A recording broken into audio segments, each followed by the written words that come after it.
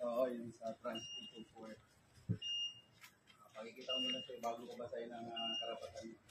Citing Constitution, RPC, Article 1.5 Relation to 66,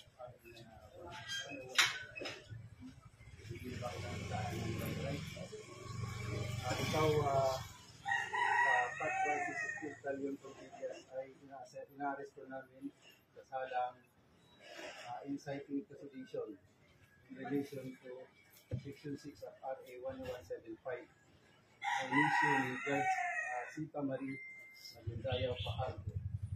Ikaw ay may karapatang manahimik.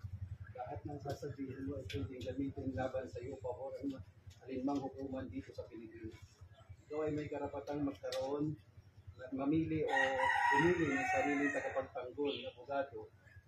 At kung ikaw ay walang kakayahan na kumuha ng sarili mo abogado ay ikaw pagkakaluban ng gobyerno. Naiintindihan mo ba lahat ng karapatan mo?